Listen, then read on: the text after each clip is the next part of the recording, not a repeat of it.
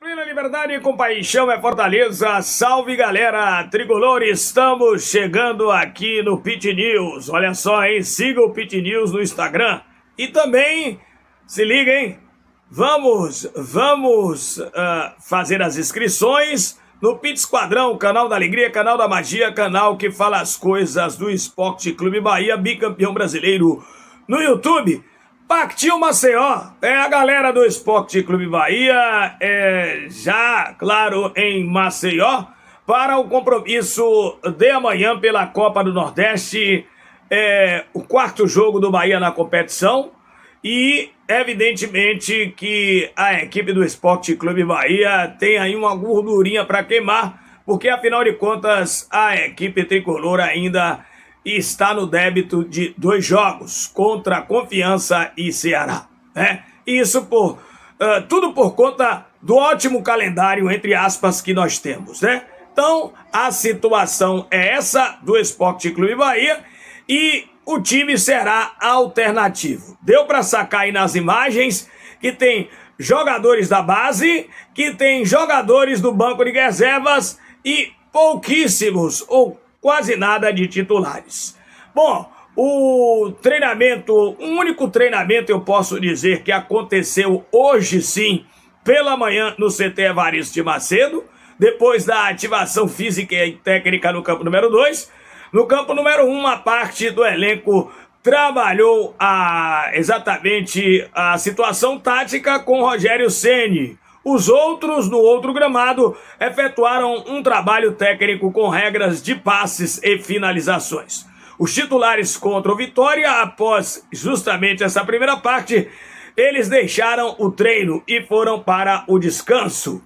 Os outros, além da parte tática, também realizaram um trabalho com lances de bola parada, tanto pelo lado ofensivo como também o defensivo. E, ainda assim, alguns jogadores treinaram cobranças de pênaltis. Isso já é um treinamento, sim, visando o Bavi do próximo domingo, porque se o Bahia perder por uma diferença de 2 gols, teremos a decisão do campeonato baiano. Que isso não aconteça, né? Mas tem que treinar, sem dúvida nenhuma, nos pênaltis. Mas como eu disse, o foco é exatamente a equipe do CSA amanhã, lá em Maceió, no Rei Pelé. E o Bahia, como eu disse, tem essa gordura, porque o Bahia é o segundo colocado com 7 pontos, o CSA é o primeiro com 10 no grupo B da Copa do Nordeste, e o Bahia tendo mais 2 jogos, ele fica mais tranquilo, porque o foco tem que ser realmente a decisão do campeonato baiano.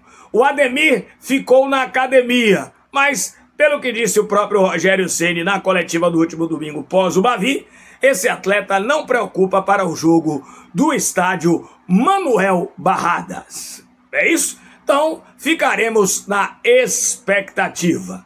Bom, vamos falar agora exatamente da Copa Libertadores de América. O Bahia está no grupo F. O Bahia, esse grupo está sendo considerado pela imprensa de São Paulo, do Sul Maravilha de um modo geral, como o grupo talvez mais difícil ou no mínimo equilibrado. Internacional de Porto Alegre, depois de 35 anos o Bahia ele reencontra o Internacional de Porto Alegre. Em 89 o Bahia foi campeão em cima do time gaúcho com 2-1 e 0-0 lá no Beira-Rio. Na sequência, 48 horas depois, o Bahia jogava contra o próprio Inter, estreando no Libertadores e vencendo por 2-1 lá mesmo em Porto Alegre.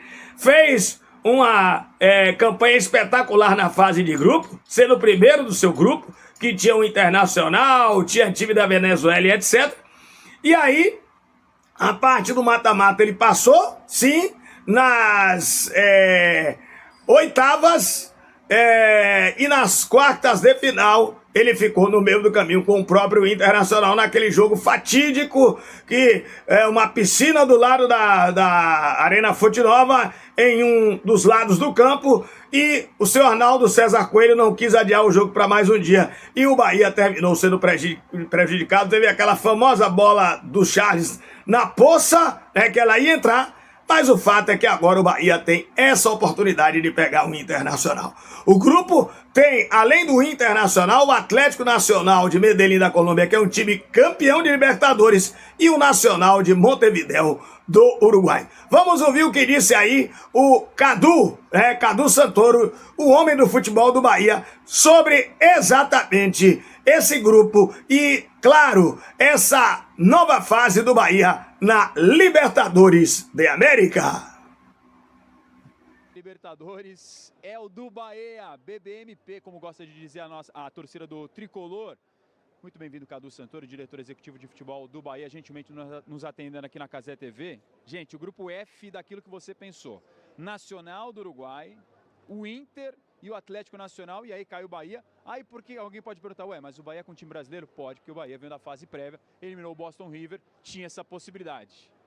Complicado, hein? Boa noite. Boa noite, Marcelo, boa noite, Igor, um abraço. Bastante complicado, né? Um grupo com 3 equipes que, com histórico de Libertadores, com tradição de Libertadores, já foram campeões. Mas não tem o que escolher, a gente tem que se preparar e agora para poder começar isso já na primeira semana de abril, tentar competir no nível mais alto possível. O quanto tem um Rogério Ceni como treinador, que é um cara que dispensa comentários na Comebol Libertadores, um Everton Ribeiro, que é um cara também de peso nessa competição, ajuda a um clube que é pioneiro na história do Brasil, lá atrás, na década de 60, como participante de Libertadores, mas que agora está voltando a viver esse momento 30 anos depois. Com certeza, o Rogério é uma pessoa que conhece a competição e foi muito importante nesse processo, principalmente de preparação para a La Paz, que a gente teve na segunda fase, né, da Copa da pré-Libertadores, onde a gente teve a possibilidade de mandar os nossos goleiros antes para se preparar, e isso foi uma visão dele, né? A gente tem o Bolívar, que é um clube parceiro, e essa visão do Rogério de entender que era importante a velocidade da bola. Então o Rogério é um cara que ele tem esse conhecimento da competição, obviamente o Everton também, outros atletas, mas isso é fundamental na hora que a gente tem as conversas ali de planejamento. Final do Campeonato Baiano, 2-0 na ida, Lucas Arcanjo pegou pênalti, quase vira 3. Como é que vocês veem essa vantagem para o jogo da volta? A vantagem obviamente existe, mas a gente sabe que tem um segundo jogo na casa do adversário, que é sempre muito difícil de jogar. Trabalhar, seguir a semana, temos antes um jogo contra o CSA na Copa do Nordeste, que é líder do nosso grupo, a gente tem 2 jogos a menos, que é importante também porque pode nos trazer uma vantagem depois no mata-mata.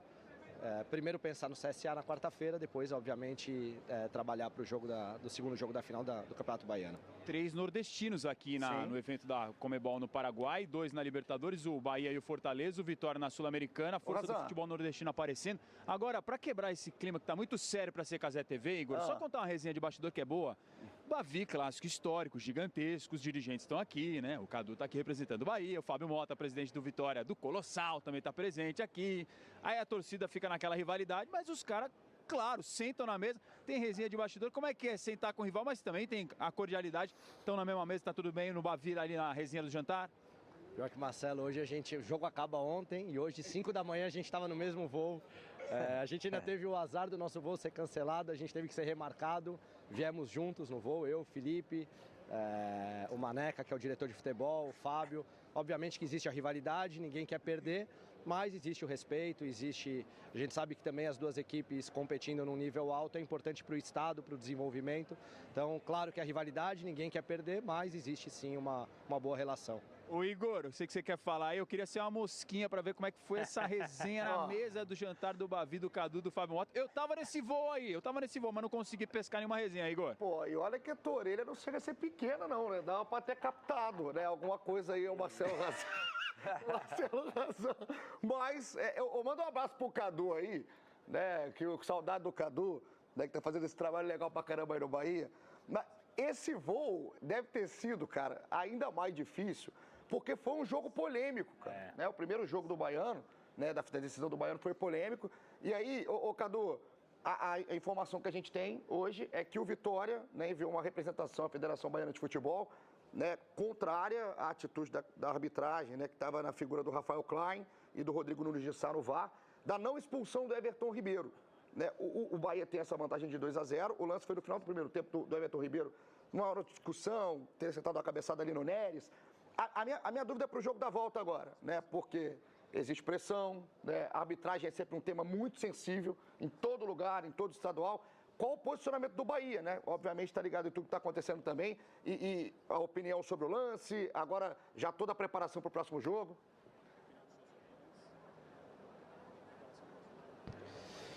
Olha, Marcelo, eu acho que, sim, infelizmente ainda existe sempre muita polêmica nos jogos. O Bahia foi a favor da arbitragem de fora, porque tinha tido também polêmica no último jogo do Bavi. Teve polêmica na final do ano passado, no lance no Jean Lucas, que também poderia ter sido expulso. Uma expulsão do Rezende no segundo jogo, que o árbitro, num lance, na minha opinião, interpretativo, de frente para o lance, não apitou nem a falta e o VAR chamou e depois expulsou, quando o jogo estava 1-1 e a gente estava melhor. Então, assim, sempre terão polêmicas. Obviamente que a gente sabe da seriedade da Federação Baiana, da CBF, em sempre tentar melhorar. Acho que a gente vem observando melhoras e tentar minimizar. Uma semana é uma equipe, a outra é a outra, então, do mesmo jeito que a gente entende o movimento deles se sentirem prejudicados de alguma forma, a gente também já se sentiu prejudicado no jogo passado do Bavi, na final do Baiano passado. Então, assim, se a gente for por esse lado, todos os jogos vão ter discussão de algum lado. Normal, polêmica de arbitragem, infelizmente, tem em todos os lugares e não é diferente agora nesses campeonatos estaduais. Cadu, muito obrigado pela tua participação aqui com a gente na Cazé TV. Chama esse cara que tá do teu... Muito bem, aí a visão do Cadu Santoro, o homem do futebol do Esporte Clube Bahia.